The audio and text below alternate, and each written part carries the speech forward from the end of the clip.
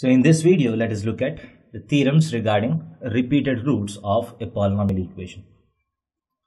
So the theorem states that a complex number alpha is a repeated root to f of x is equal to 0. A complex number alpha is a repeated root to a polynomial equation f of x is equal to 0 if and only if alpha is a root of f of x is equal to 0 and f dash of x is equal to 0. So if alpha is a root of both f of x is equal to 0 and f dash of x is equal to 0, then alpha will be a repeated root to f of x. And this statement works in both ways. If you have a common root to f of x is equal to 0 and f dash of x is equal to 0, then that root will always be a repeated root to original function f of x is equal to 0. And if alpha is a repeated root to f of x is equal to 0, then it will be a common root to f of x and f dash of x is equal to 0. Let us take an example. Let us see the logic of this. If you have f of x is equal to x minus 2 whole square times x minus 3, something like this, you can see that 2 is a repeated root to f of x. Now, what is f dash of x? So you can differentiate this using product rule, right?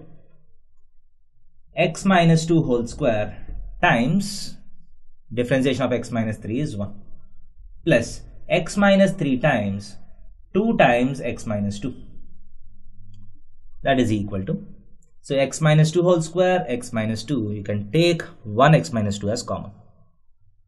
So x minus 2 times x minus 2 plus 2 times x minus 3, that is equal to x minus 2 times 3x minus 8.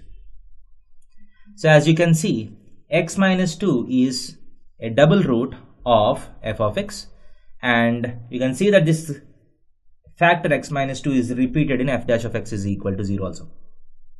That means 2 is a common root to both f of x and f dash of x.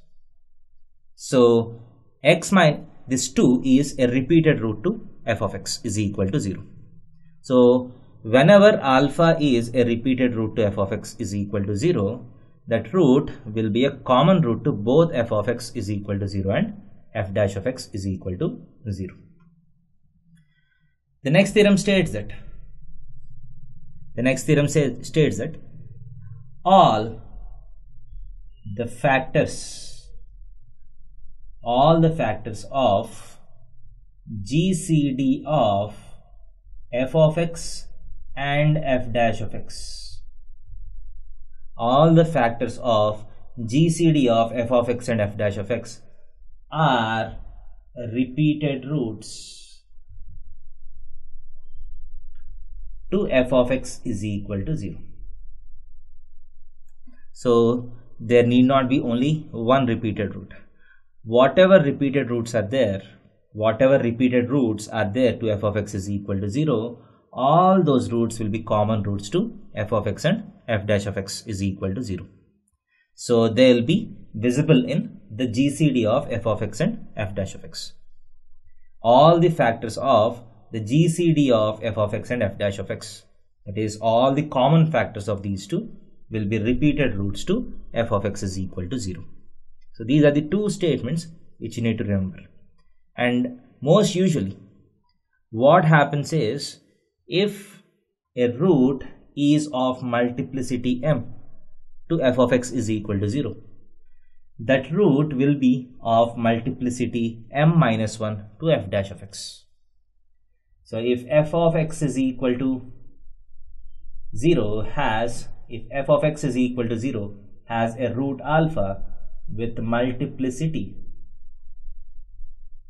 equal to m, this alpha will be a root of f dash of x is equal to 0 with multiplicity is equal to m minus 1. That means if f of x has x minus 2 whole cube into x minus 3 whole square into x minus 5, f dash of x will at least have an x minus 2 whole square and an x minus 3 times something. So 2 is a root with multiplicity 3 for f of x.